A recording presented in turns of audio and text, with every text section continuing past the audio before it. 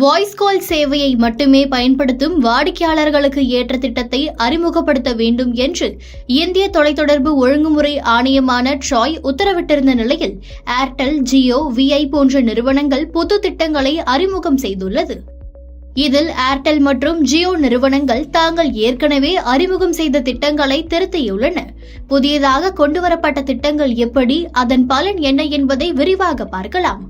பிரபல தனியார் தொலைத்தொடர்பு நிறுவனங்களான ஏர்டெல், ஜியோ, வோடபோன் ஆகியவை கடந்த ஆண்டு ஜூலை வாக்கில் தங்களது ரீசார்ஜ் திட்டங்களின் விலையை கடுமையாக உயர்த்தின. இதனால் பலரும் பொதுத்துறை நிறுவனமான BSNL நெட்வொர்க்கிற்கு மாறினர். தனியார் தொலைத்தொடர்பு நிறுவனங்களின் கடுமையான விலை உயர்வு நடவடிக்கையால் 2G நெட்வொர்க், 4G நெட்வொர்க்கில் வாய்ஸ் கால்ஸ் மட்டும் பேசும் வாடிக்கையாளர்கள் கடுமையாக பாதிக்கப்பட்டனர்.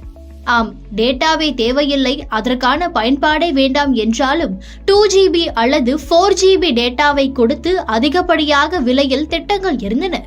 இதனால் வாய்ஸ் கால்ஸ் மற்றும் SMS சேவைகளுக்காக மட்டும் தனியாக திட்டங்கள் இல்லாமல் போனது பெருத்த ஏமாற்றமாகவே மாறியது. இவை அனைத்தையும் உற்று நோக்கிய ட்ராய் வாய்ஸ் கால்ஸ் மற்றும் SMS சேவைகளை மட்டும் பயன்படுத்தும் திட்டங்களை அறிமுகம் செய்யுமாறு உத்தரவிட்டது. ட்ராயின் உத்தரவை தொடர்ந்து ஏர்டெல் மற்றும் ஜியோ நிறுவனங்கள் தலா 2 திட்டங்களை அறிமுகம் செய்தன.